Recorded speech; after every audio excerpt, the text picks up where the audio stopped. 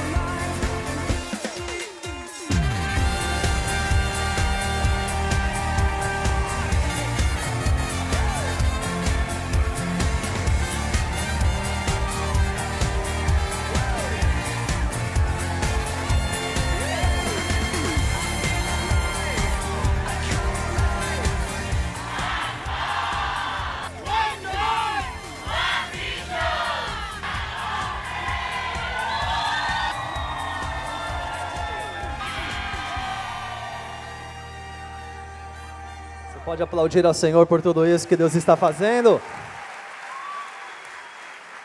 Essa One Conference, One God, One Church, One Mission. E a próxima vai ser em 2021, em Pretória, na África do Sul. E nós estamos trabalhando, queridos. E por que eu historiei como que uma coisa foi levando a outra. Tudo com base nos relacionamentos, de amor, de serviço. A gente gosta de estar junto. Viramos amigos. Você fica feliz por tudo isso? Esse é um trabalho onde Jesus está sendo exaltado, não tem estrelas, não tem pessoas mais importantes que as outras, nós amamos estar juntos e servirmos uns aos outros. Agora, sabe como que nasceu tudo isso? Através de uma ideia, por isso que eu perguntei se você tem uma ideia. Normalmente se esperam as melhores ideias de gente jovem, mas foi um senhor, de uns mais ou menos, Martinho, 60 e poucos anos, doutor Elias Dantas, que o Senhor usou. Eu queria aplaudir ao Senhor pela vida deste homem. Aplauda bem forte ao Senhor pela vida deste. Doutor Elias Dantas tem sido um homem inspirador, onde na verdade o grande dom que Deus tem a ele é acreditar nas pessoas. Então, ele nos inspira. Apesar de você olhar, se ele tivesse aqui, ele teve um problema de saúde, ele fez uma cirurgia no rim, vai precisar fazer uma outra cirurgia agora, na próxima quarta-feira, mas eu falei com ele essa semana, ele disse, ora por mim, Diniz, porque eu estou muito entusiasmado, imagina tudo que Deus está fazendo na história da fé cristã. Um homem que você poderia pensar que está se aposentando, ele está crendo, está super encorajado. Eu queria então, neste momento, orar por ele. E na nossa oração, a gente, embora nós oramos aqui no primeiro dia, o Martinho orou, mas orarmos uns pelos outros, porque às vezes a gente, depois de ouvir tanta coisa boa aqui, tanta riqueza espiritual, a gente não correu o risco de enterrar tudo, de sermos pegos pela nossa rotina do dia a dia, amanhã ser domingo, daqui a pouco segunda-feira, e a gente fazer mais do mesmo, esperando a próxima conferência. No nome de Jesus, isso não vai acontecer. Dê a mão para o pessoal do seu lado, neste momento, e ore pela One Conference, ore pelo encontro, pela mesa global que vai ter com líderes no mês de novembro. Eu sei que você não guardou todas as datas, não é isso o propósito, mas é você saber que existe algo acontecendo, que tem gente orando, que tem gente tendo ideias para que tudo isso aconteça, e que de alguma forma Deus possa nos unir ainda mais. Obrigado, Senhor, pelo Global Kingdom Network Partnership. Essa iniciativa que nasceu no teu coração, foi derramada no coração do pastor Elias Dantas, e isso caiu no nosso coração, e hoje o que está acontecendo aqui, é fruto desta ideia que o Senhor deu a ele. Nós honramos isso, e pedimos que o Senhor faça isso conosco também, dá-nos criatividade, ideias celestiais, que vão transformar a agenda das pessoas, e vão apontá-las para tudo aquilo que o Senhor tem para elas. Elas vão descobrir suas identidades e destinos em Cristo Jesus.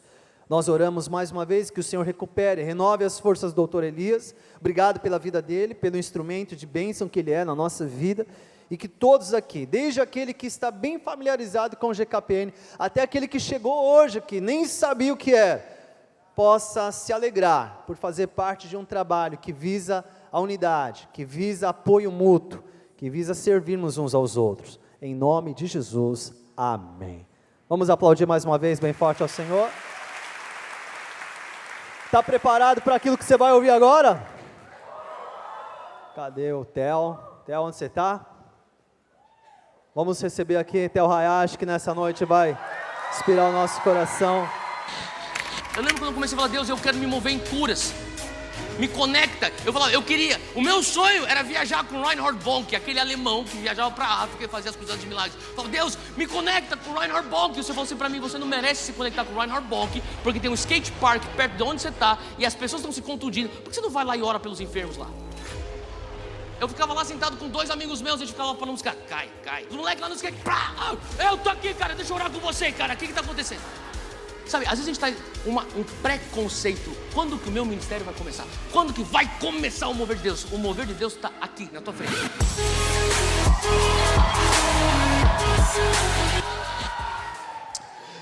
Boa noite, pessoal.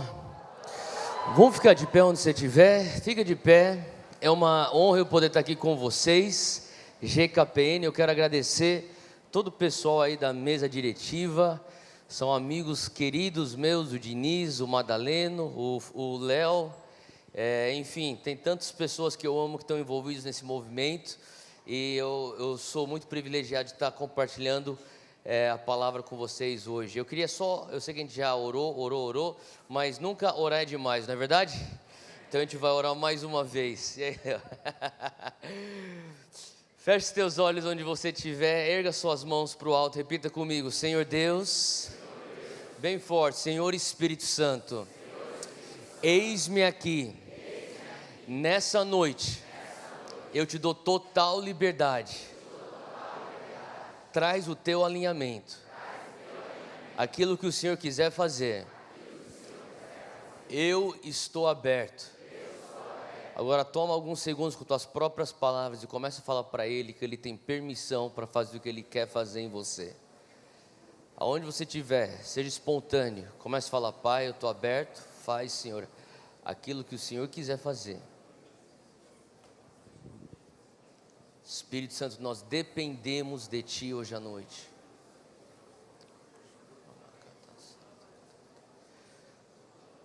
Fala: Espírito Santo, eu preciso da Tua ajuda hoje. Ao voltar para a minha igreja e estar liderando o que eu vou liderar, eu preciso da Tua ajuda. Segunda-feira no trabalho, na faculdade, eu preciso da Tua ajuda. Tu que és o nosso paracletos, o nosso ajudador, ajuda-nos hoje. Abre tua boca, continua. Se você ora em línguas, começa a fluir em espírito onde você estiver agora. Abre tua boca, começa a fluir no Espírito. Se você não ora em línguas, ora o Pai Nosso, faz alguma coisa, mas não fica parado. Você não veio escutar uma palavra, a gente veio pressionar algo do céu sobre a nossa vida, amém?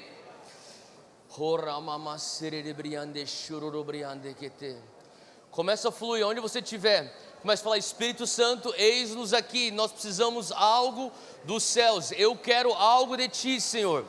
Mais do que uma palavra, eu vim para ter um encontro contigo agora.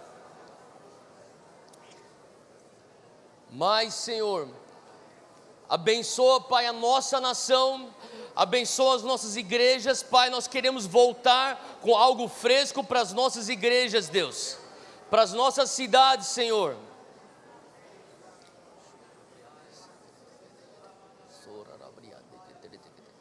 Põe tua mão no teu coração, repita comigo: Senhor, me ensina a Te amar, renova em mim o primeiro amor, para que eu venha amar o meu próximo como a mim mesmo.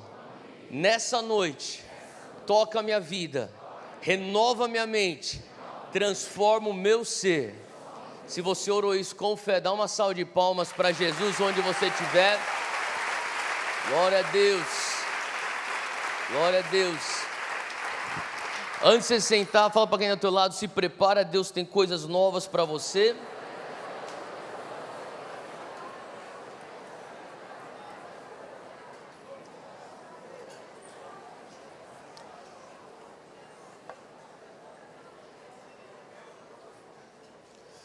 Hoje eu tenho uma palavra que eu quero compartilhar com vocês, só que antes eu quero só falar rapidamente. Eu trouxe alguns dos nossos livros, o Next Level, que é o primeiro livro que eu lancei, e diz assim, fala comigo: Next Level.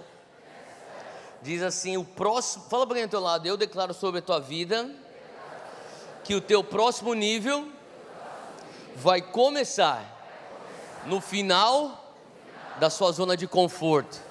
Quem está disposto a sair da zona de conforto hoje? Então eu trouxe Next Level, vou compartilhar alguns conceitos hoje no meio da mensagem que tem a ver com esse livro. E também eu trouxe o meu segundo livro chamado Reino Inabalável, baseado em Hebreus 12, versículo 28, que nós carregamos um reino inabalável. Eu falo muito sobre o que é que significa você viver o reino de Deus na tua faculdade, onde você trabalha, na tua igreja.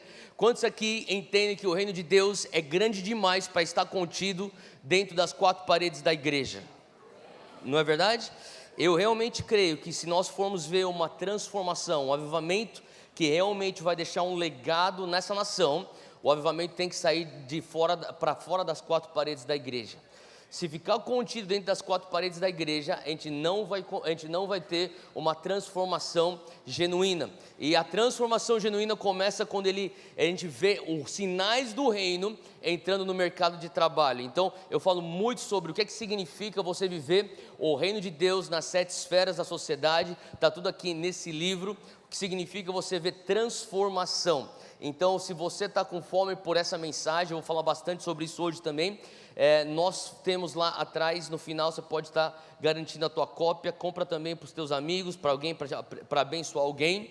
E é isso que a gente está aí para dividir. Então, vira para quem está do teu lado e fala assim: que bom que você está do meu lado.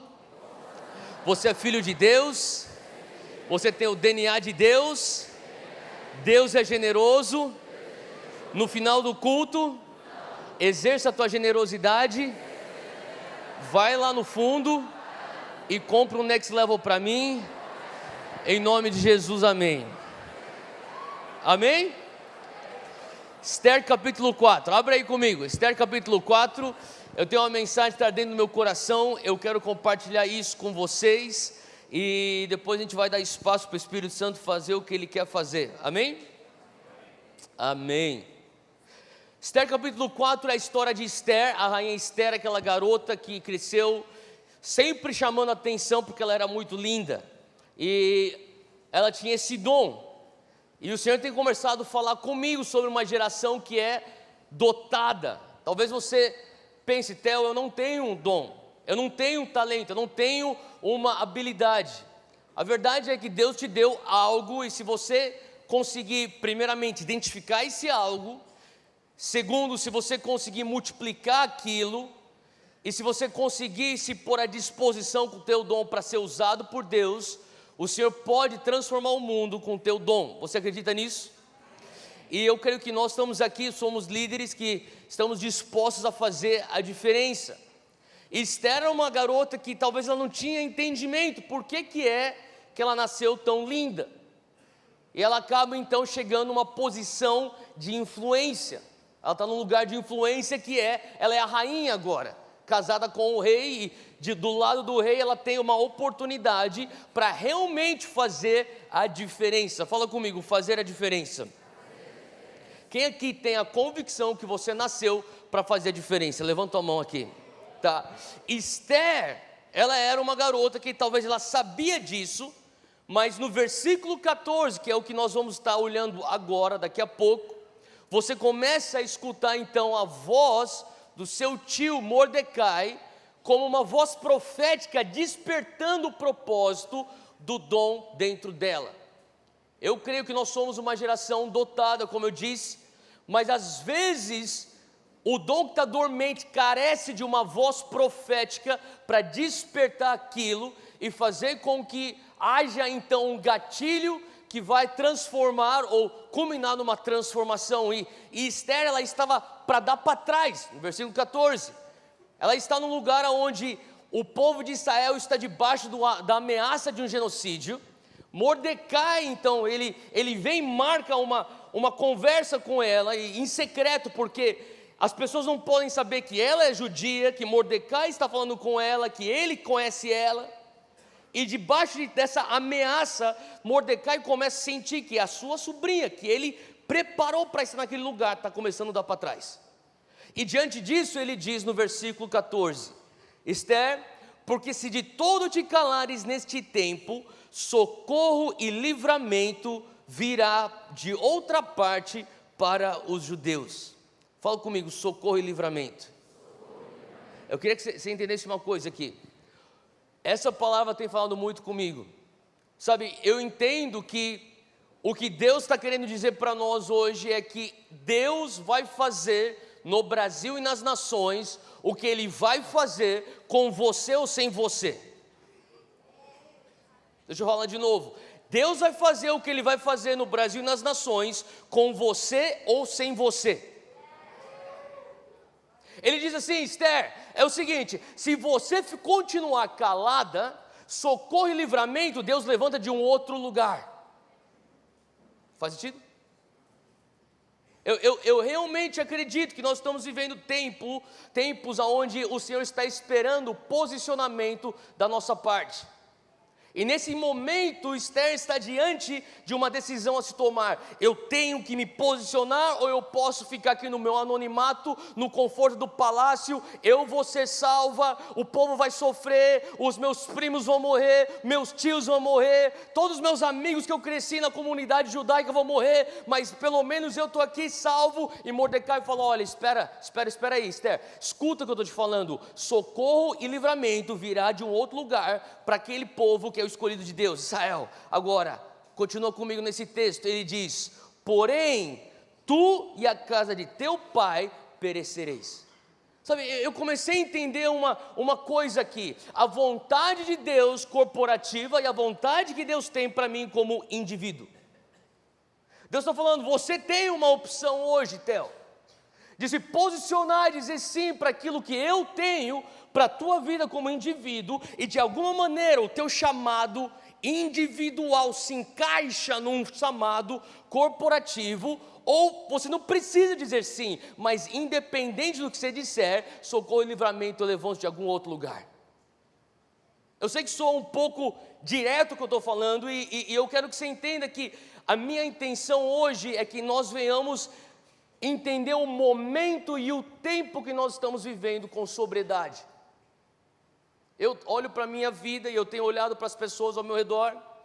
Vocês tiveram alguns líderes aqui falando nesse final de semana, eu estava conversando com alguns deles a caminho daqui, no telefone, e eu sei que são amigos meus. Aqui a gente, que nem o Diniz disse, somos um grupo de amigos. A verdade é que, sabe, o Senhor está fazendo algo incrível nessa geração, que eu me pergunto, e eu olho para mim e falo: Deus, às vezes a matemática não fecha. Como assim, Deus? Essas portas que estão se abrindo para mim e para os meus contemporâneos, Pai, eu não tenho como assim entender essa linha de raciocínio e a lógica disso. E eu tive um pensamento um tempo atrás que eu sinto que foi, eu não vou falar que foi Deus, mas um pensamento que pode ter sido Deus. Quem sabe, Theo, você está andando em unções e debaixo de mantos que não foram teu para o começo de conversa. Já parou para pensar nisso? Que quem sabe você está começando a andar hoje em acessos que nem eram teu para o começo de conversa. Esther está debaixo disso. Mordecai está falando: Esther, se você não quiser agarrar esse manto, se você não quiser agarrar esse propósito, esse chamado, não tem problema, Deus dá para outro. Eu tenho olhado para mim e falado assim: Deus, mas não faz sentido, Pai, eu me sinto tão desqualificado, eu me sinto tão inapto, eu me sinto tão limitado. Mas o Senhor falou comigo: você está simplesmente faminto, você está simplesmente disponível. E eu fico pensando: e se eu estiver andando em uma unção, em um manto que não era nem para ser meu no começo, mas alguém deixou passar e eu fui lá e eu peguei?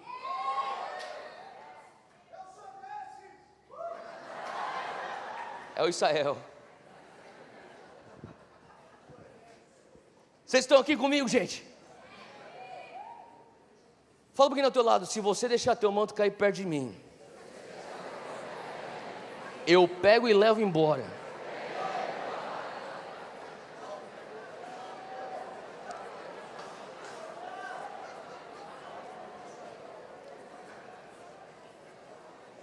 Mordecai termina a fala dele com um cutucar em Esther. Ele fala assim: Esther, é o seguinte, você tem que entender uma coisa, se você continuar calada, Deus vai usar outra pessoa. Não pensa que você vai ficar ilesa aí, sozinha numa bolha intocável. Você, sabe o que eu comecei a entender? Vocês estão comigo aqui, gente? Me dá um pouco de feedback aqui, fala um amém, um aleluia, fala alguma coisa. Senão eu vou pedir para o Israel sentar aqui, vou ficar só eu e o Israel aqui. Gente, eu quero que você entenda uma coisa. O que Deus está querendo fazer é uma coisa que Ele vai fazer com a gente ou sem a gente. E a gente tem que entender que é um privilégio participar disso. Sabe, o momento que você muda a tua comunicação de eu tenho a oportunidade para eu tenho o dever, alguma coisa está errada. Eu quero continuar cumprindo a grande comissão com o sentimento que eu tenho o dom e o prazer e a oportunidade. Nunca é simplesmente um fardo de obrigação. Faz sentido o que eu estou falando? E é isso que ele está falando, Esther. Mas quem sabe, e ele cutuca Esther e deixa a pergunta lá, que vai ficar atormentando ela naquela noite. Quem sabe, Esther, versículo 14, você não nasceu para um tempo como este. Aonde que ele está cutucando? Naquele lugar, daquela alma humana que quer fazer a diferença. Eu lembro há um ano atrás, nem um ano atrás, uns 7, 8 meses atrás, eu estava com a Júnia, minha esposa, e a gente estava indo para o aeroporto, a gente estava atrasado, a gente pegou um trânsito, a gente estava em Los Angeles, na Califórnia, para embarcar de volta para o Brasil, a gente pegou um trânsito, a gente perdeu o voo. A gente perdeu o voo, estava chateado, depois de 1 hora eu consegui superar a minha decepção, e daí eu falei, bom, qual que é o próximo voo? Só amanhã. Então a gente ficou um dia inteiro lá, e falou, vamos descansar então, vamos pegar esse dia para ter nosso tempo junto. E a gente saiu, e ela falou assim, eu quero ir para um lugar bem diferente. A gente foi para um lugar lá em Los Angeles, chamado Venice Beach. Alguém já ouviu falar de Venice Beach? É onde tem todos os bandos de louco andando para lá e para cá. E eu estou lá em Venice Beach, e a gente está, na verdade, chegando perto do momento do dia seguinte, que a gente tinha que voltar para o aeroporto, para ver se a gente não perdia de novo o voo. Então eu estou um pouco noiado, porque eu não quero perder esse voo, pela segunda vez consecutiva. E a gente está atrasado, e de repente, a gente está andando rápido, para chegar no carro, para ir para o aeroporto, e pula, do nada, uma garota com iPad na mão.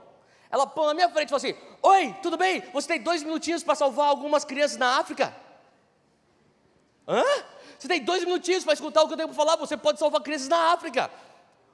Falei, você vai falar o quê? Não tenho 2 minutos para salvar crianças na África? Lógico, mesmo você atrasado para o aeroporto, você fala, tudo bem, vai, fala para mim, o que é 2 minutos, vai.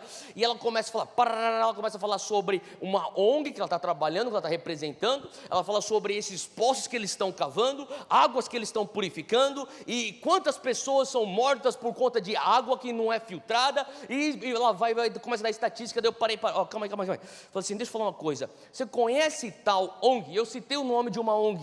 Ela falou assim, conheço. Bom, eu já apoio aquela ONG, eles fazem o mesmo trabalho que vocês. Ela falou assim, é verdade, na verdade essa ONG é a referência para nós. Falei, que bom. Então deixa eu só falar uma coisa, eu já dou dinheiro para eles, eu não vou dar dinheiro para a tua ONG, mas por favor, termina o que você tem para falar, porque eu tenho algumas perguntas para você depois.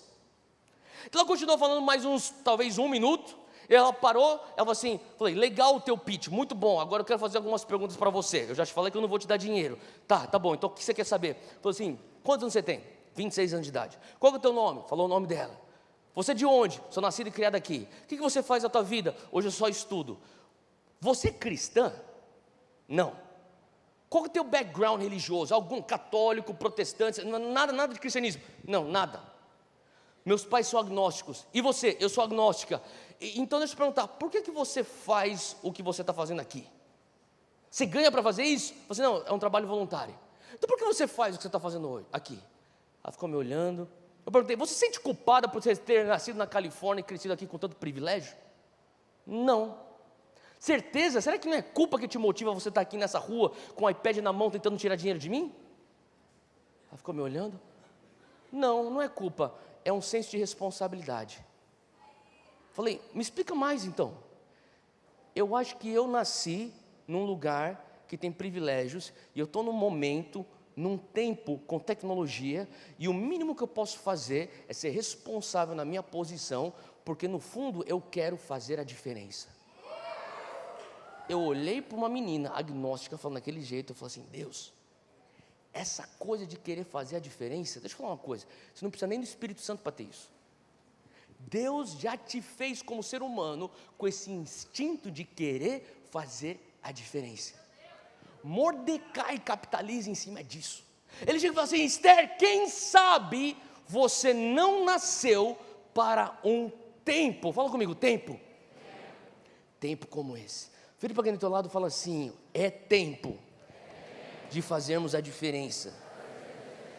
Abre aí comigo em 1 Crônicas, capítulo 12. 1 Crônicas, capítulo 12, existe aqui uma lista dos guerreiros de Davi.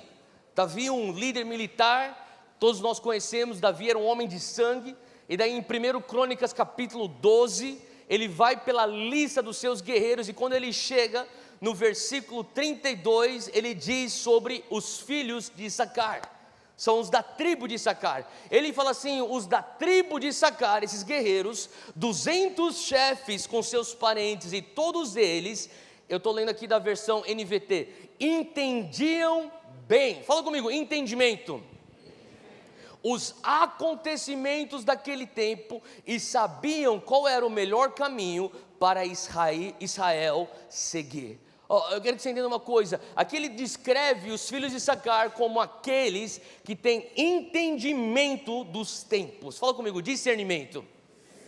Você tem que discernir aquilo que Deus está fazendo hoje no Brasil e nas nações. E ele fala assim: olha, porque eles entendiam bem os tempos, eles sabiam qual era o melhor caminho para Israel seguir. Fala comigo, plano de ação. Deixa eu falar uma coisa, o teu melhor plano de ação tem a sua raiz no discernimento dos tempos. Você pode ter a melhor estratégia do mundo, você pode ter a visão mais incrível do mundo, mas se ela não tiver de alguma maneira conectada com o entendimento dos tempos. Deus, o que o Senhor está fazendo agora em 2020 no Brasil? Eu sei que está em 2019, mas já estou pensando na frente. 2020 no Brasil. O que o Senhor tem para a próxima década, de 2020 a 2029? E todo líder que está aqui tem que estar pensando em década. O que o Senhor está falando para a nossa nação? Não adianta você ter um plano de ação que funcionou em 2010. Deixa eu te falar uma coisa, você tem que discernir os tempos. Para 2010 aquela estratégia dava certo, para 2020 talvez não dê. Eu lembro quando eu me mudei de volta ao Brasil, há uns 10 anos atrás, uma das primeiras coisas que eu fiz foi começar a viajar com um homem chamado Randy Clark. Randy Clark é um evangelista que Deus usa com sinais e maravilhas, é um homem de avivamento, e o que eu mais gostava de viajar com Randy, não eram necessariamente as reuniões, elas eram poderosíssimas, a gente via tanta cura, cego vendo, aleijado andando, a gente via surdo ouvindo, a gente via tudo isso, de uma maneira palpável, constante. Se você não acredita que Deus opera os milagres nos dias de hoje, é só você aparecer num desses cultos, vai zoar a tua teologia, mas enfim, eu estava lá com o Randy, e a coisa que eu mais apreciava dele eram as minhas conversas de bastidor. Em uma das minhas conversas de bastidor, o Randy falou para mim, eu falava sobre o sonho do Dunamis. Falava, Randy, ele falava, por que você voltou ao Brasil? Randy, eu sei que eu estou aqui com você, só que daqui a pouco eu vou começar um negócio chamado Dunamis. Me conta o que é esse Dunamis. Dunamis é um sonho que eu tenho de ver nossas universidades cheias do fogo do Espírito Santo, alunos universitários cheios do DNA do Reino dos Céus, se movendo em sinais, maravilhas, onde nós vamos ver salvações, onde nós vamos ver então o perdido voltando para a casa do Pai, onde nós vamos ver o profético fluindo de uma maneira natural. Eu sonho em ver o céu invadindo a terra na universidade, Randy. Ele falou assim, que legal que você sonha isso vai acontecer, mas deixa eu te falar uma coisa, uma estatística de história de igreja. Falei, fala Randy. Assim, eu estudei todos os avivamentos, e Randy, as pessoas pensam que ele é só um evangelista, mas ele é um teólogo, ele é um cabeçudo, e ele falou assim, olha, deixa eu falar a porcentagem, ele falou assim, 99% dos moveres de Deus que aconteceram na história da igreja, a oposição do mover atual, 99% das vezes, eram os líderes do mover anterior. 99% das vezes, os líderes do mover anterior se tornam a oposição do mover atual. Por isso que eu estou falando para você, o que Deus está fazendo em 2020 não tem nada a ver com o que Ele fez em 2010. Eu lembro quando eu comecei, o Dunamis vinha uns tiozão, falava para mim, mas esse fogo, na nossa época, lá na época das comunidades, lá na época da década de 80, na década de 90, legal. Eu estou pensando, por que você não está continuando pegando fogo por Jesus? Eu jurava para mim mesmo, continuo jurando, eu nunca vou ser um tiozão que vai falar para a nova molecada, na minha época eu tinha fogo que nem você, hoje eu sou mais sábio. A tua sabedoria é o disfarce da tua covardia. Não chame sabedoria a tua omissão, a falta de um viver radical pelo Evangelho. Mordecai cutuca Esther e diz assim: quem sabe não foi para um tempo, fala comigo, tempo, que você não está no trono. Issacar era aquela tribo que gerava filhos, que tinham os olhos de discernimento para lerem os tempos. O que Deus está fazendo hoje na nação? Não é à toa que nós temos o presidente que nós temos, você concordando com ele ou não. Eu não estou aqui para falar de política, mas eu vou falar para você de fatos. Os fatos são que a probabilidade daquele homem estar lá em Brasília era praticamente zero. Então você, no mínimo, mesmo sendo contra o governo dele, deve perguntar a Deus por que ele está lá. Pergunte a Deus, já que você crê em Deus e Ele é soberano, por que o Senhor permite esse homem, com tantas coisas contra ele, estar onde ele está hoje? Será que tem a ver com o que Deus está fazendo na igreja? Eu te digo, sim, tem a ver. Será que o que está acontecendo na economia do Brasil tem a ver com o que Deus está fazendo na igreja? Tem a ver com aquilo que Ele vai fazer na igreja. Se você for ver, analisar a história da igreja, você vê que aquilo que acontece no cenário socioeconômico tem a ver e afeta diretamente aquilo que acontece dentro da igreja. E quando a gente começa a olhar e falar, Deus, o que o Senhor está fazendo nesse tempo na nação? Eu falo que nunca antes, e eu tenho conversado com pessoas muito mais velhas do que eu, tenho buscado conselhos com pastores que estão no ministério há 40 anos e mais do que 40 anos, e eles falam, Theo, nunca antes na história da nossa nação nós temos tantos céus abertos, uma juventude tão incendiada pelo Evangelho, pessoas que estão buscando o mover do Espírito Santo. Nunca antes nós tivemos o crescimento de igreja que nós estamos experimentando, e a pergunta que nós temos que fazer é por quê? Por que você hoje está no Brasil como um crente, um cristão, experimentando esse embalo? Talvez você pense, Theo, mas que embalo? Deixa eu te falar, isso aqui não é normal, gente. O que está acontecendo aqui no Rio de Janeiro, em São Paulo, no Sul, no Norte, Nordeste, em todos os 4 cantos do Brasil, não é normal. Isso é bom, isso é ruim. Eu falava semana passada com um jovem de 19 anos de idade, está fazendo uma mobilização muito grande. Eu falo assim, meu irmão, sabe qual é o maior perigo? Eu falo, qual que é? É que tem tanto embalo de Deus sobre a nossa nação e sobre aquilo que você está fazendo, que você pode pregar heresia e nego vem para o altar para se converter. E você não analisa se tem alguma coisa que eu preciso melhorar, porque você está vendo o altar está cheio, o altar está cheio, o altar está cheio, e você não está entendendo que tem a ver com uma coisa que é maior do que o teu ministério, é algo sobre os céus da nação. Faz sentido o que eu estou falando, gente? E o que eu creio é que Deus está querendo falar sobre, sabe, esse tempo que nós estamos vivendo como nação, é o discernimento disso. E eu estava há 3 semanas atrás no Canadá ministrando, eu fui pregar numa igreja em Ottawa, capital, e o pastor de lá é um amigo meu, o nome dele é Sean. Eu falava, Sean, estava conversando sábado à noite, antes dos cultos de domingo, estávamos jantando, e daí ele me deixou no hotel e falou assim, Theo, amanhã, quando você for pregar lá na igreja, nos nossos cultos, se o Espírito Santo te der uma palavra profética, libera sobre a igreja, a gente está aberto. Falei, amém, eu quero escutar de Deus, se eu tiver, eu entrego. Se eu não tiver, não vou entregar, não vou inventar, mas eu entrego se eu tiver. Domingo de manhã eu orei sábado à noite, não recebi nada. Domingo de manhã acordei, não tinha nada. Falei, Deus, tem alguma coisa? Se tiver eu entrego, se não tiver eu não vou entregar nada. A caminho da igreja, eu estava entrando na igreja, eu recebi uma palavra. A palavra era totalmente não ortodoxa, não convencional. Eu guardei no meu coração e durante o louvor inteiro eu estou pensando, cara, que viagem. Alguém já recebeu de Deus alguma coisa assim? Você está tipo, mano, que viagem, é coisa da minha cabeça. Alguém já passou por isso? Me veio uma imagem do pôster de um filme chamado Chasing Mavericks. Alguém já ouviu falar desse filme? Chasing Mavericks, alguém já ouviu falar desse filme? Tá. É um filme de um ator chamado Gerald Butler. Alguém conhece esse ator? Tá?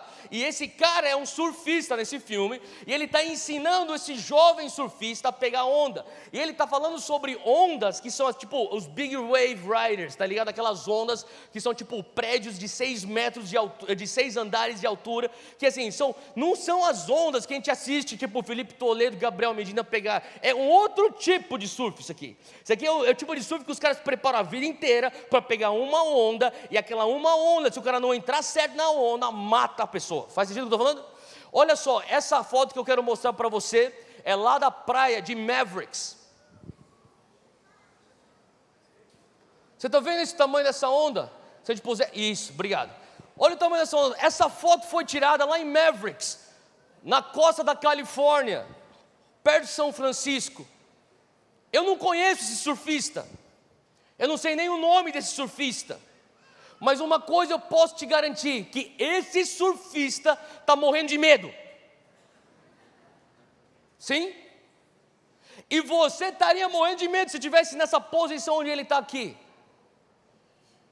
Eu peguei essa palavra, Chasing Mavericks, essa foto foi tirada em Mavericks. Eu cheguei no altar, no púlpito, eu comecei a palavra e eu falei assim, pastor, a gente teve aquela conversa ontem à noite, eu estava em oração, não recebi nada, mas hoje quando eu entrei aqui, eu sinto de Deus que eu recebi uma palavra. E eu fui dar aquele passo de fé, eu falei, a palavra de Deus para você é Chasing Mavericks. E quando eu falei Chasing Mavericks, ele falou, uau! Falei, isso é um bom sinal, acertei alguma coisa. Eu falei, faz sentido isso para você? Ele falou assim, oh meu Deus, e todo mundo começou, meu Deus, tipo, Chasing Mavericks. Agora, o que eu não sabia é que esse pastor, eu sabia que ele é um fisiculturista, e a competição dele foi no sábado, no dia antes desse domingo que eu estava lá, só que o domingo anterior, a 6 dias da competição, ele foi pregar no último domingo antes da competição. Ele falou assim para a congregação, pessoal, olhem por mim, eu não consumo açúcar há 4 meses, meu corpo só quer açúcar, porque ele está deixando ficar sem gordura nenhuma para a competição de fisiculturismo. E ele falou assim, meu Deus, a única coisa, tipo quando Davi fala sobre a água de Belém, ele fala assim, a única coisa que eu gostaria era donuts do coffee shop, que é um café local lá de Ottawa, chamado Mavericks. Daí a galera, ele quer isso. O que eles fizeram naquele domingo que eu trouxe aquela palavra?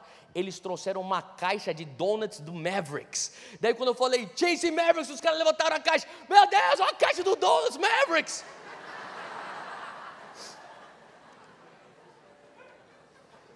Daí eu falei, Deus, mas o que isso tem a ver? Eu sei que não foi sobre donuts que o Senhor me deu essa palavra. E Deus começou a falar, avisa ele que está chegando uma onda do tamanho de Mavericks para essa igreja.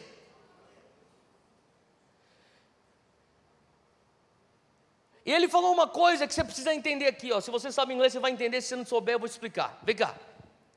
Ele falou assim para mim, às vezes eu me sinto que eu estou bored, B-O-R-E-D, entediado em inglês. E o Senhor falou para mim, fala para ele não está bored, ele está sentado no seu surfboard. Deixa eu falar uma coisa, alguns de vocês estão passando por uma coisa que parece que é um tédio, mas na verdade você está só esperando a onda do Espírito Santo.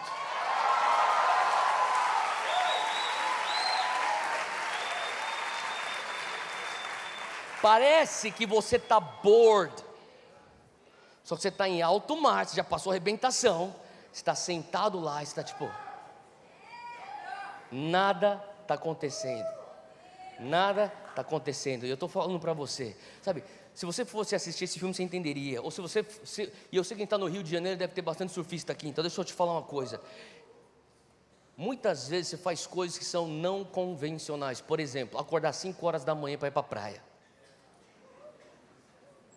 Você põe toda a tua roupa de borracha no teu carro, você empilha todas as tuas pranchas, ninguém está lá, você está lá sozinho, naquele frio, sentado na tua prancha, e a tua cabeça está tipo, o que eu estou fazendo aqui, Deus? Eu pensei que eu escutei tua voz, eu fiz o sacrifício que eu tinha que fazer, eu paguei o preço que eu estou pagando, o que eu estou fazendo aqui? E Deus está falando assim, você está correndo atrás de um Maverick, eu estou mandando um Maverick para você, a única coisa que eu preciso é que você tenha paciência, discirna os tempos.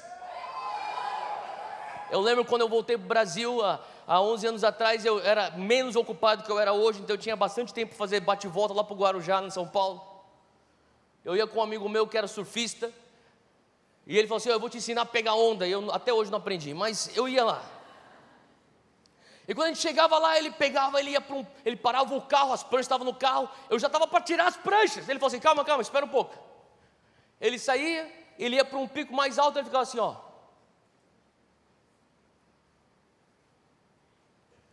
entra no carro, a gente vai para lá que tem uma direitinha para lá. Falei, meu irmão, eu só quero entrar na água, cara. Eu acordei às 5 horas da manhã, deixa eu entrar na água. Sabe, eu creio que Deus está levantando uma geração que tem esse discernimento para ler os tempos, para entender o que Deus está fazendo. Deixa eu falar uma coisa, Deus está fazendo alguma coisa na nação, você precisa ter os olhos para enxergar, porque senão você não vai saber como você tem que agir. Israel está nessa situação. Eu estava falando sobre esse meu amigo Sean, eu dei essa palavra para ele, mas há um tempo atrás, na verdade 5 semanas atrás, a gente começou a abrir. Eu vou voltar um pouquinho essa história, vamos lá. Abril de 2018,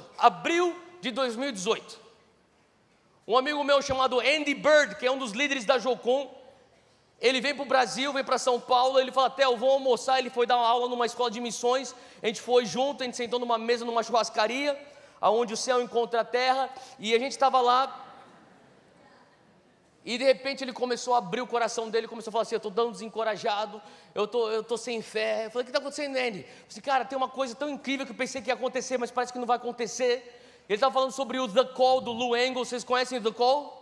Tá. Que estava transicionando para The Send. E o Lou Engle passou para mim esse negócio chamado The Call, falou que é para ser The Send, só que daí as coisas que eram para acontecer não estão acontecendo legalmente, enfim, uma série de questões financeiras e legais estavam emperradas. Eu senti o Espírito Santo falar para mim, só estende sua mão e ora por ele. Eu falei, Deus, mas a gente está no meio da churrascaria. E o Senhor falou assim, não, ora por ele.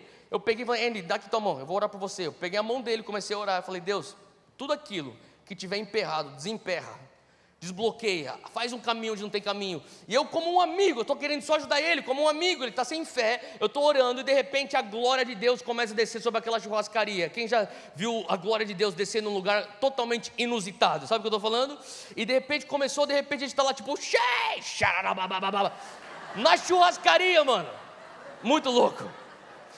Daí eu passou um pensamento assim, tipo, mano, os caras vão pensar que você é muito louco. Eu falei, meu, já estão pensando, então deixa eu pensar mais. Continuei lá orando pelo meu amigo. Todo mundo na mesa, tinha uns 3 outros 4 líderes do Dunas, todo mundo chorando, a glória de Deus naquele lugar. Eu abro o olho, tinha um garçom com um espeto assim na mão. O garçom não sabia nem que estava se metendo, só sentiu que tinha que chorar. Era a glória de Deus, coitado, nem sabia. Cara, a glória de Deus invadiu aquela churrascaria. Eu falei, em nome de Jesus, amém. Quando eu falei amém, deu 30 segundos, o telefone dele tocou. Ele falou, cara, é o advogado. Ele atendeu o telefone e falou, me dá um segundinho. Em questão de 3 horas, a gente ficou lá muito tempo comendo. Em 3 horas ele recebeu 5 telefonemas. Em 5 telefonemas ele ia para o estacionamento, voltava. Para o estacionamento, voltava. Em 5 telefonemas, tudo que estava desbloqueado tinha destravado.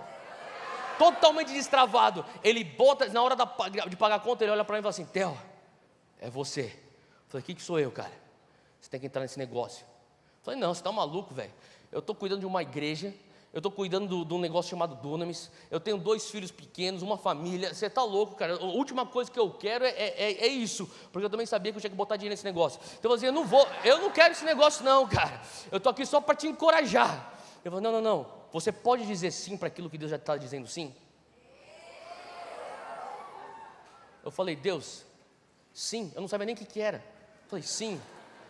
E daí o Denis, que é o cara que toca toda a operação do Dunamis, na saída, eu falei, você concordou fazer parte do quê? Sei lá, um negócio chamado The Send.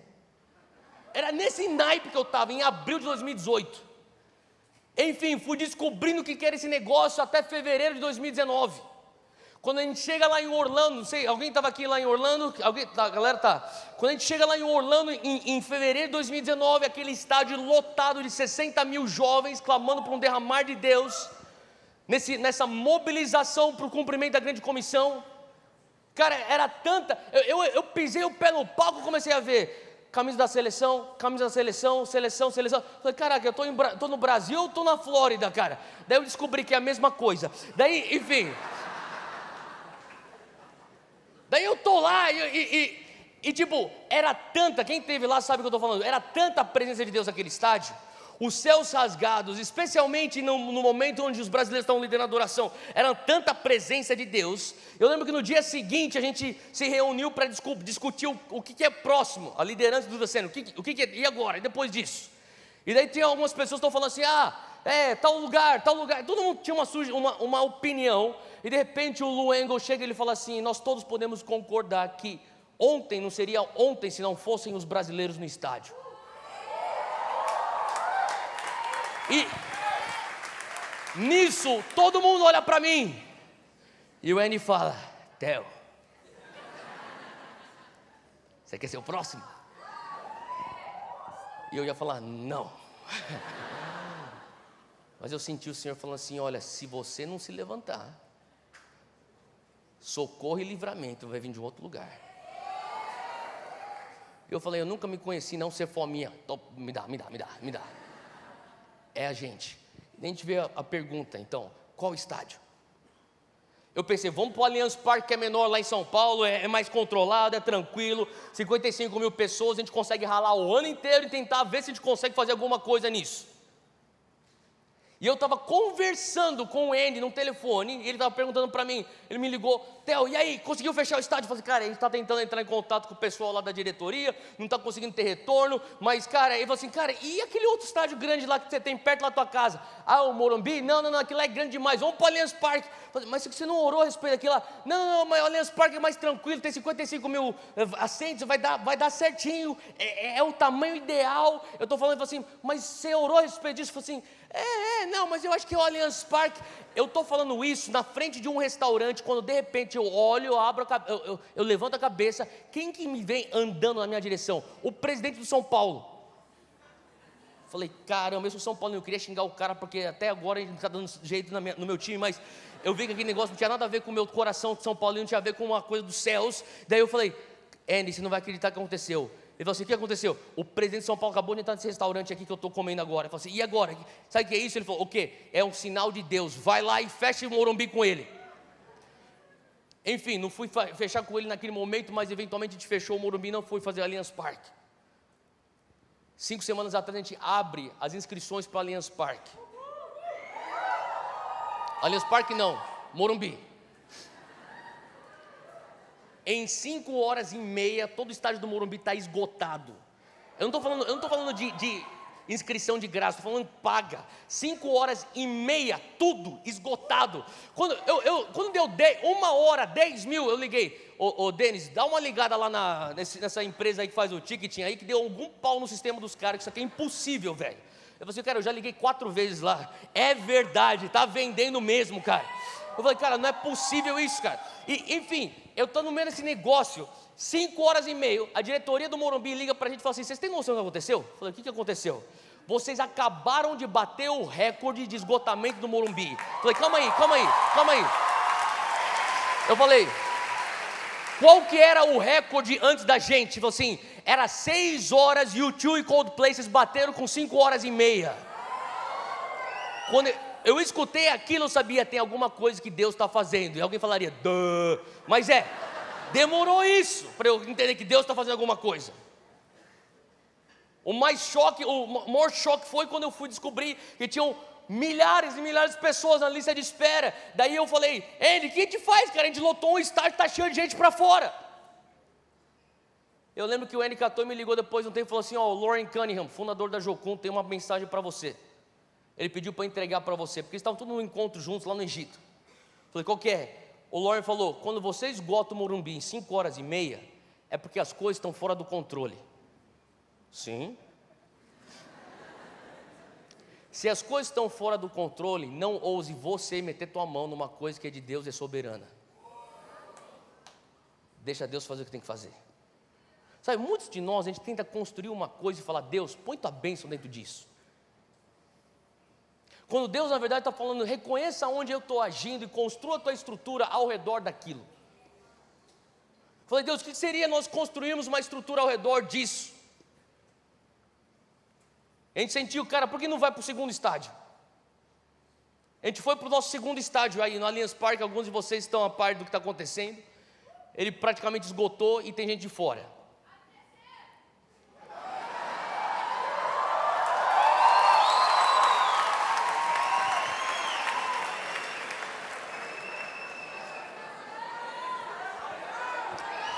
Calma.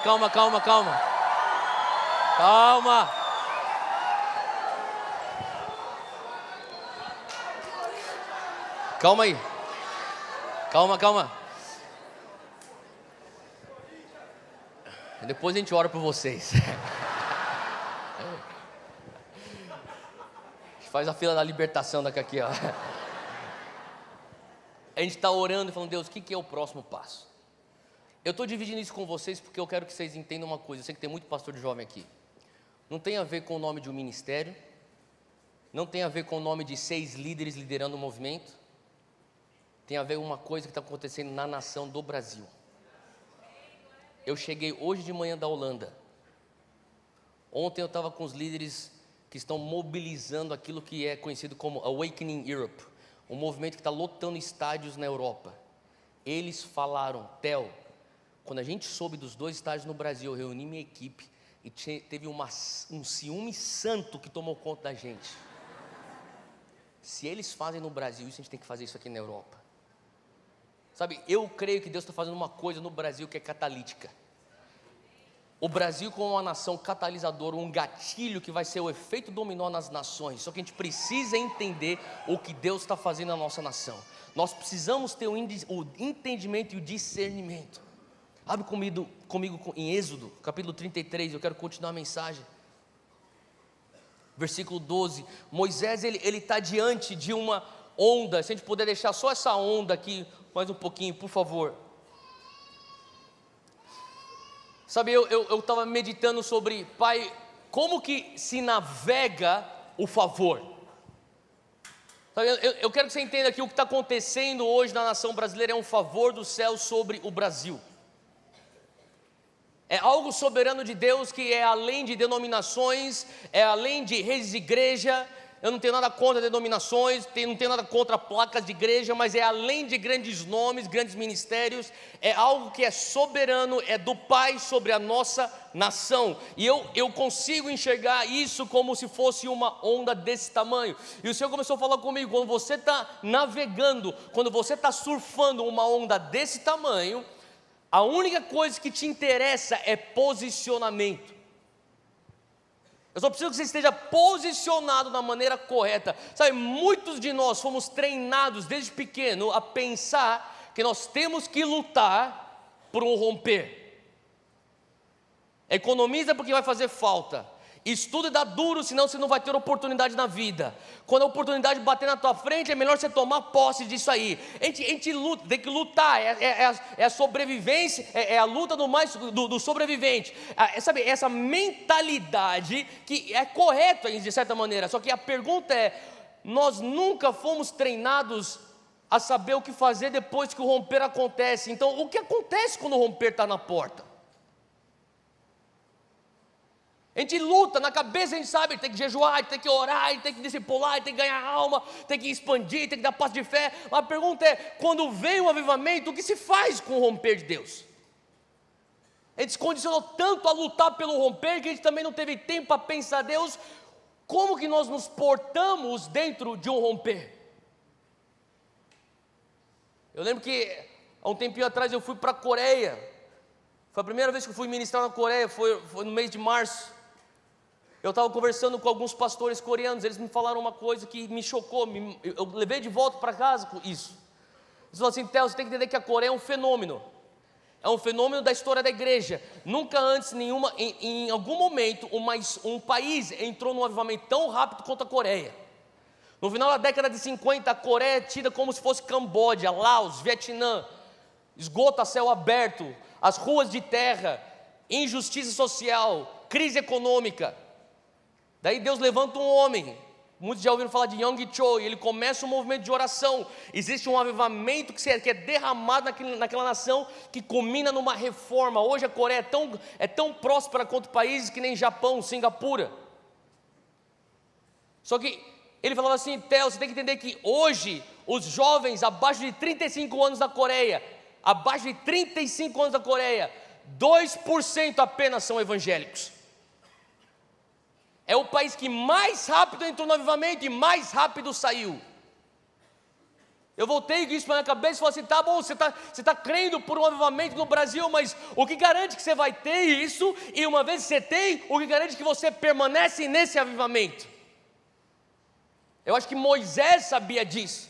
Acho que Moisés também tinha uma onda de Mavericks como favor de Deus nas costas dele, quando ele começa a ver então o Mar Vermelho se abrindo, antes mesmo, as 10 pragas, existe um embalo espiritual do céu atrás de Moisés. Ele tira aquele povo do Egito. Primeiro milagre grande, significante, o partir do Mar Vermelho. Depois você tem o pilar, a coluna de fogo à noite, a coluna de nuvem durante o dia, café da manhã que cai do céu, água que sai da rocha. O povo de Israel começou a experimentar os embalos do sobrenatural e de Deus. E daí diante disso, quando ele está prestes a entrar na terra prometida, no versículo 12 de Êxodo 33, Moisés diz: eis que tu me dizes, faze subir a este povo, porém não me fazes saber a quem has de enviar comigo. E o Senhor diz: conheço-te por teu nome, também achaste graça aos meus olhos. Fala comigo, graça. Moisés fala assim: Deus, o Senhor fala que eu tenho graça. Quando eu olho para essa onda, eu sou lembrado de graça. Quando eu vejo o que Deus está fazendo em todos os cantos do nosso Brasil, eu vejo graça. São inúmeros ajuntamentos que estão acontecendo nas ruas do nosso Brasil. Seja em Brasília, aqui no Rio de Janeiro, eu sei lá em São Paulo, eu sei lá em Porto Alegre, lá no Sul, eu sei de coisas que estão acontecendo no Nordeste, pessoas fora das 4 paredes da igreja, ajuntamento de milhares de jovens que nunca conheceram Jesus, se entregando a Jesus, curas acontecendo. Não é mais aquele mover antigo de um homem ungido de Deus que faz curas no culto, é uma geração inteira, muitos deles leigos, se movendo no fluir, sinais, maravilhas, salvação, o perdido voltando para a casa do Pai. É graça, concorda comigo que é graça? É o favor de Deus sobre o Brasil. Moisés fala, o Senhor fala que eu encontrei graça aos teus olhos. Versículo 13, ele diz: agora pois, se é que eu encontrei graça aos teus olhos, eu te rogo, me faças conhecer o teu caminho, e assim te conhecerei, para que ache graça aos teus olhos, e atenta que esta nação é o teu povo. O que Moisés está falando é assim: olha, se eu tenho favor, se eu tenho graça, se eu tenho esse cheque em branco que significa graça, se eu tenho essa carta em branca que significa esse favor, essa onda, eu posso pedir uma coisa? Peça, Moisés. Eu peço que eu venha conhecer os teus caminhos. Meus irmãos, eu creio que se nós formos realmente entender o que Deus está fazendo na nossa nação, e se nós quisermos de uma maneira sustentável fazer com que essa onda venha realmente nos levar para ver o reino de Deus sendo estabelecido no Brasil, e não uma onda que venha trazer uma destruição, tudo está dependendo dessa oração que Moisés faz: me faça conhecer os teus caminhos. E por que ele ora isso? Ele diz: me faça conhecer os teus caminhos, porque assim eu te conhecerei. E se eu te conhecer, Moisés continua aqui dizendo, ele fala assim: se eu te conhecer, eu vou achar mais graça aos teus olhos. Sabe, ele entendeu a economia dos céus. Aquele que tem um compromisso para conhecer a Deus, sempre vai ter o favor de Deus. Deixa eu falar, nós temos um favor de Deus. O que nós vamos fazer com essa carta em branca? Será que nós vamos usar essa carta em branca para conhecer os atos de Deus ou os caminhos de Deus? Sabe, Israel conhecia os atos de Deus. Se eu perguntar aqui, quantos aqui já viram Deus curar? Levanta a mão. Quantos aqui já viram Deus libertar? Levanta a mão. Quantos aqui já viram Deus salvar? Levanta a mão. Deixa eu falar uma coisa: Deus curou, Deus salvou, Deus libertou, Deus proveu. O que faz você? Uma pessoa que sabe aquilo que Deus é capaz de fazer, mas não necessariamente uma pessoa que conhece Deus. Moisés fala: Pai, eu sei o que o Senhor pode fazer. O povo de Israel também sabe o que o Senhor pode fazer. Nós estamos aqui anos no deserto vendo o que o Senhor pode fazer, mas se o Senhor quiser fazer eu subir para dentro daquele lugar, para a nossa Canaã, para a nossa terra prometida, não me faça subir daqui se eu não conhecer os teus caminhos, para eu te conhecer, porque o que adianta eu chegar na minha terra prometida e sem conhecer os teus caminhos não conseguir mantê-la comigo? Moisés fala: olha, é nítida a diferença, o povo sabe o que você faz, eu quero conhecer teus caminhos para conhecer quem tu és. Abre comigo para Salmo 103. Salmo 103, versículo 7. Davi fala uma coisa que é bem claro, ele fala assim: o Senhor Deus, versículo 7, ele fala, fez notórios, fala comigo, conhecidos. Ele fala assim: Deus fez conhecidos os seus caminhos a Moisés. O que Deus fez ser conhecido a Moisés? Fala comigo, seus caminhos.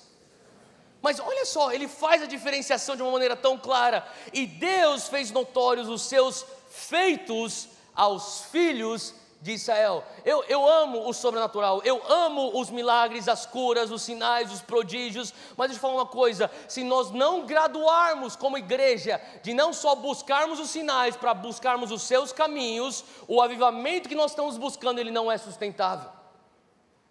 O avivamento só se torna sustentável quando você e eu, com 100% de sinceridade, com 100% de transparência perante Deus, podemos orar.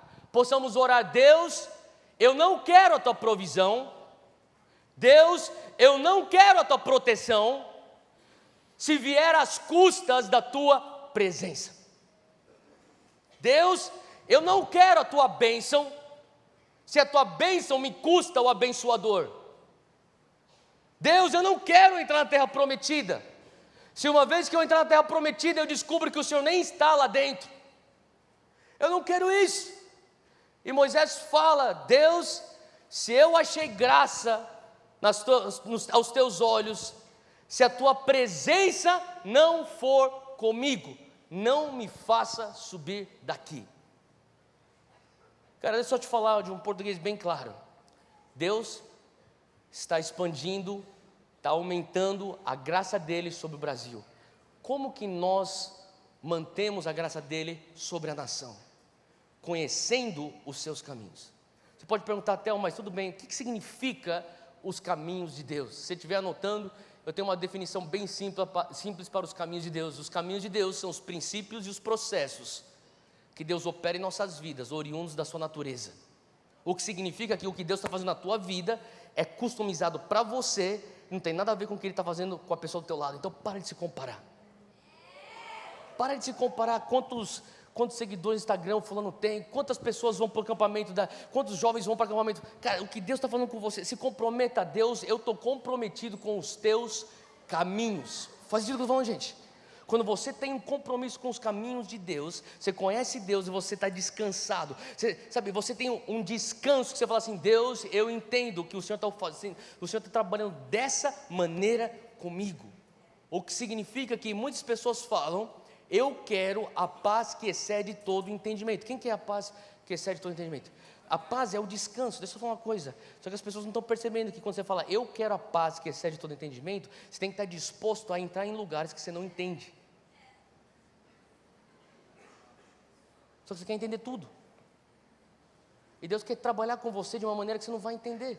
E naquele lugar que você não vai entender, Ele vai te dar a paz que excede todo entendimento. Só que a gente quer ter controle de tudo. E eu estou falando uma coisa, sabe? Deus está fazendo uma coisa na nossa nação. Israel, se você puder. Deus está fazendo uma coisa na nossa nação que a gente precisa entender. Pai, às vezes eu vou entender, às vezes eu não vou entender. Sabe o que você não vai entender muitas vezes? Quem são os pastores aqui? Levanta a mão. Você é pastor aqui? Ou líder de jovens? Levanta a mão bem alto. Sabe o que você não vai entender e que eu também não vou entender? Por que Deus está usando uma pessoa menos preparada que você? Que tem mais alcance que você? Que fala com uma geração de uma maneira que você não fala? Mas Deus, eu não estou entendendo isso, mas no meio de tudo isso, o Senhor me dá uma paz. E por que o Senhor me dá uma paz? Porque eu estou comprometido com os teus caminhos. Eu estou comprometido com os teus princípios e os teus processos. E eu termino com esse último versículo. Abre comigo em 2 Samuel.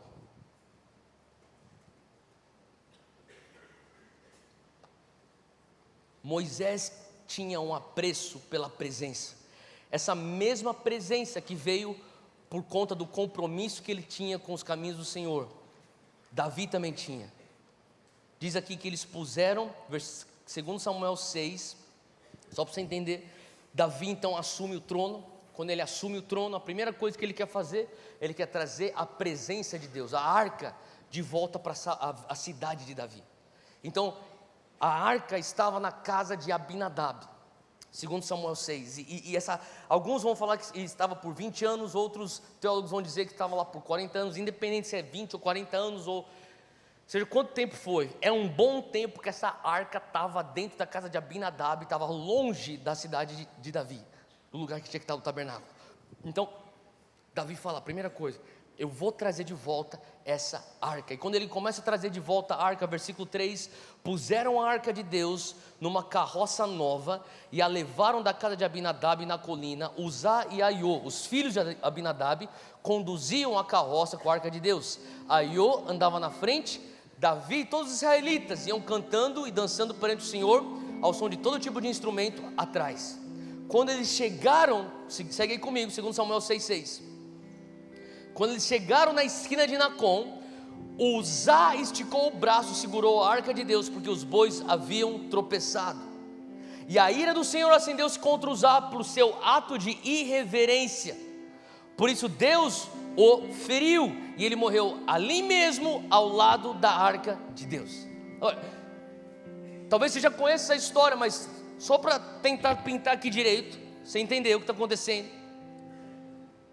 Uzá e Aiô, os filhos de Abinadab, são os responsáveis pela arca, e eles vão fazer o transporte da arca para a cidade de Davi, e Davi vai com a sua banda, eles estão louvando, adorando o Senhor. Aiô está na frente da carroça, Uzá está atrás da carroça, a arca está em cima da carroça, e tem muito louvor, tem muito barulho, tem muito som.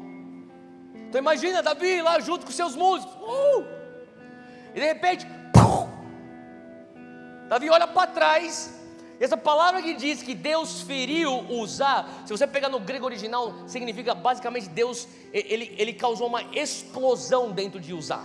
É como se viesse um raio do céu, atingisse esse homem, e tipo todos os órgãos, sangue, tripa. Imagina a cena, chocante. De repente Davi olha aquilo, continua aqui comigo no versículo 8. Davi ficou contrariado, porque o Senhor em sua ira havia fulminado Uzá. Versículo 9, naquele dia Davi teve medo do Senhor e se perguntou, como que eu vou conseguir levar a arca do Senhor? A arca representa a presença. Davi olha para aquele homem que tinha boas intenções, que tocou na arca do Senhor. O cara ele não existe mais, só existe pedaço dele para tudo quanto é canto, sangue para tudo quanto é canto. Davi não sabe o que fazer, você está entendendo? E um segundo anterior a isso, ele está adorando a Deus. De repente ele olha aquilo, ele não entende mais nada. Ele olha, e a palavra fala que ele ficou contrariado. A verdade é que teve uma crise interna no coração de Davi, a tal ponto que ele fica com ira, ele fica com raiva, ele fica confuso, ele não sabe o que fazer. Ele começa a falar, Deus, mas como assim, cara? Coitado desse homem, ele não sabe o que fazer com isso. Versículo 10 diz assim que, por isso ele desistiu, Davi desiste de levar a presença do Senhor para a cidade de Davi. Em vez disso, ele leva para a casa de Obed-edom de Gate. Ele estaciona a arca, ele não sabe o que fazer. Ele fala assim, eu não tenho nem mais teologia para entender o que está acontecendo.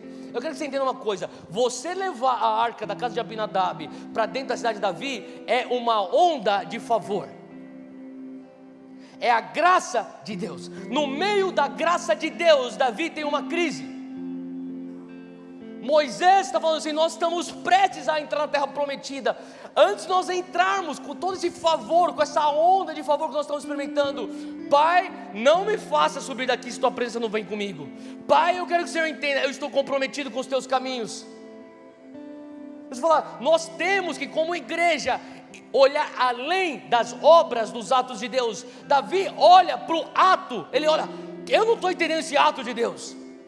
Deixa eu falar uma coisa, se você não consegue enxergar os caminhos de Deus, ou um dia os atos de Deus, talvez até agora está indo bem, mas em algum momento os atos de Deus vão fazer com que o teu coração fique contrariado. Deus, não estou entendendo, porque o Senhor curou meu tio, mas o Senhor não cura minha tia. Deus, eu não estou entendendo, porque esse meu amigo, que não é nem crente, recebeu a promoção, eu que sou um fiel dizimista não recebo a promoção, porque o teu cristianismo está ainda num nível de atos de Deus. Davi está naquele lugar onde ele está pego por conta de um ato de Deus, ele está contrariado, ele está em crise. Deus, eu pensei que eu estava fazendo a coisa certa, eu estava fazendo aquilo que era certo, Deus. Eu pensei que Abinadab, ele estava fazendo a coisa certa a Deus. Versículo 11: a arca do Senhor, a presença do Senhor, ficou na casa de Obed-edom por 3 meses. Fala comigo, 3 meses. E o Senhor o abençoou e a toda a sua família. E eles disseram ao rei Davi: o Senhor tem abençoado a família de Obed-edom e tudo que ele possui por causa da arca de Deus. Então Davi, com grande festa, fala comigo, grande alegria, ele foi à casa de Obed-edom e ordenou que levassem a arca de Deus para a cidade de Davi. Escuta isso. Eu sei que o tempo já passou, mas só segura aqui rapidinho. Davi escuta a notícia: Obed-edom, aquela casa que você estacionou a arca, está abençoada e toda a sua casa. Quando a palavra de Deus fala toda a sua casa, não é só a família imediata dele. Significa, normalmente é de 150 a 200 pessoas que tem a ver com o comércio daquela família. Então 200 pessoas foram abençoadas por aquilo. Quando Davi escuta, o coração dele se alegra. Por que o coração de Davi se alegra? É porque ele estava feliz por Obed-edom? Também, mas muito mais. Por que ele estava tão feliz? Porque dentro dele, por 3 meses, havia uma crise. Ele fala: finalmente, a crise se assentou no meu coração, eu saquei Deus. E ele se alegra, porque aquilo que ele mais amava, que era a presença de Deus, eu quero que você imagine Davi, aquilo que ele mais ama, a presença de Deus, mata um homem inocente. Aquilo põe ele numa crise. Ele estaciona a arca, a notícia chega, eles estão abençoados por conta da arca. Ele se alegra, porque ele sacou na hora: Deus, o problema nunca foi a tua presença, o problema nunca foi a onda do teu mover, o problema nunca foi o favor e a tua graça, o problema não foi a arca, o problema é como que você é um anfitrião da presença. Ele entende que tem alguma coisa aqui que não está batendo.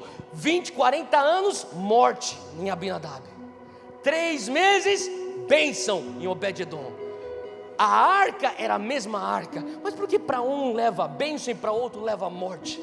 Deixa eu te falar uma coisa: Deus te ama demais para te perder para o avivamento. Tem coisa que Deus está retendo na tua vida, porque Ele te ama demais para perder para a tua bênção. Davi, ele entende que talvez Abinadab tinha 2 filhos, que eles cresceram com a arca na sala. Eles olham, e os amiguinhos vêm para brincar na casa deles de videogame, e eles perguntam: o que é esse negócio? Isso aí é a arca da presença. Estão almoçando: o que é aquele negócio lá? Aquilo é a arca da presença.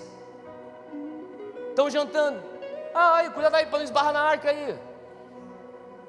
A palavra de Deus fala que Deus feriu Usar pelo seu ato de irreverência. Sabe por quê? Em algum momento, em 20, 40 anos de mover de Deus, alguém ficou irreverente. Se acostumou com a presença, se acostumou. Então a gente vai lá para o culto, vai ter mais nego sendo curado. A gente vai ser salvo. E aí, quanto é que foi? Foi uns 40 hoje que foram se converter. Que legal, glória a Deus, vamos comer alguma coisa. Faz sentido? Quando tem um mover de Deus sobre uma nação, o que mais nós precisamos fazer é proteger o nosso coração da leviandade da presença de Deus nessa nação. Alguma coisa aconteceu que Obed-edom ele recebe depois da notícia: essa arca aqui acabou de matar aquele homem, posso deixar aqui dentro da casa? Reverência. E Davi ele entende: os teus caminhos, os teus caminhos. Você não precisa abrir isso aqui, só anota, Números 4, depois você lê em casa. Números 4 tinha a maneira correta, o caminho de Deus para transferir a arca. O caminho de Deus para transferir a arca nunca foi sobre uma carroça nova. Eram os levitas segurando com aquela vara nas argolas, e Davi ele recebe a notícia com alegria. E quando os que carregavam, versículo 13, a arca davam 6 passos passos ele sacrificava um boi e um novilho gordo. Davi, vestindo o colete sacerdotal de linho, foi dançando com todas as suas forças ao Senhor, enquanto ele e todos os israelitas levavam a arca do Senhor. Davi, ele saca, ele fala assim, sabe o que é? Não tem a ver com os atos, tem a ver com os caminhos. Então ele volta para a casa de Obed-edom e fala assim, agora a gente vai fazer que nem números 4, os caminhos de Deus. 1, 2, 3, 4, 5, 6, sacrifica, adora. 1, 2, 3, 4, 5, 6, sacrifica, adora. É mais devagar. Ah, vamos pôr numa carroça, é mais rápido, é mais legal, é novinha a carroça. Mas não é o caminho de Deus. O que é o caminho de Deus? É tudo aquilo que protege a presença de Deus. Sabe, eu falo isso com sobriedade no meu coração. O que Deus está fazendo no Brasil hoje é lindo, é incrível. Mas se a gente não conseguir olhar além dos atos, para se comprometer aos caminhos, em algum momento a gente percebe que existe irreverência no nosso coração. E a maneira que Deus está nos levando, às vezes ele retém algo, porque algumas pessoas estão com pressa demais. Eu estou com pressa, tenho que chegar lá, sabe? Deus está falando assim, olha, o que adianta você sair correndo para entrar na tua terra prometida, se chegar lá e eu não estou lá? Eles vão devagar, 6 passos, sacrifício, mas é a maneira que eles garantem a presença indo com eles. Na tua igreja, faz o que? Glória a Deus pelos métodos novos, mas eu falo uma coisa, não abra mão da presença. Na tua igreja, no teu grupo de jovens, seja o que for você está fazendo, você pode ter os bons métodos, só que não está no método, está na presença o segredo. Deixa eu falar, as pessoas perguntam para mim, Theo, como é que você consegue fazer aquele negócio do Dunamis? No final das contas, a gente tenta fazer o melhor que tudo, só que se a presença de Deus não aparece no ajuntamento do Dunamis, é a coisa mais trágica. Que tragédia é se aprontar, você fazer um planejamento, você fazer todo o LED certinho, a banda ensaiada, o vídeo promo maneiro, e a presença nunca aparece. Hoje eu creio que o Senhor está querendo trazer um compromisso com os caminhos de Deus, que nos leva a proteger a presença. Que essa onda de avivamento que Deus está trazendo sobre o Brasil, que não venha causar destruição, mas que venha levar transformação. E a única maneira fazendo isso é quando protegemos os caminhos do Senhor. Fica de pé onde você está, eu quero orar com você.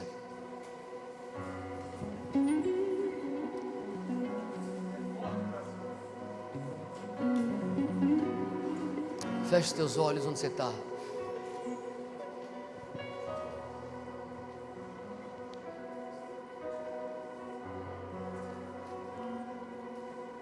Feche os teus olhos na presença do Senhor agora. Só foca nele agora.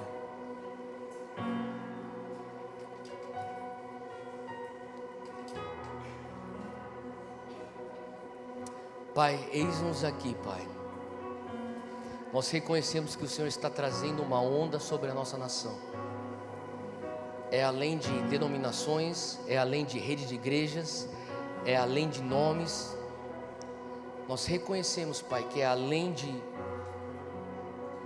ministérios, nós reconhecemos que é algo soberano. Hoje nós queremos dizer, não nos faça subir daqui, se tua presença não for conosco. Hoje nós queremos dizer, mostra-nos os teus caminhos, para que assim venhamos te conhecer.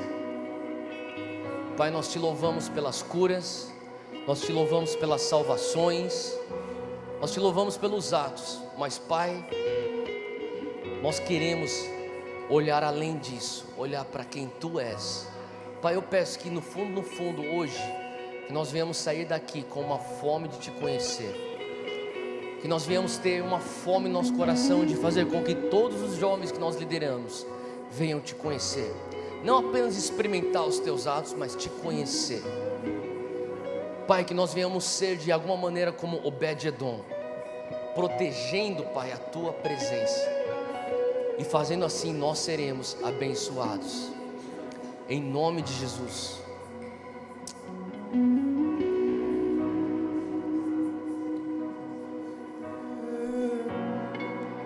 Quando o céu beijar a terra, pararemos de amar.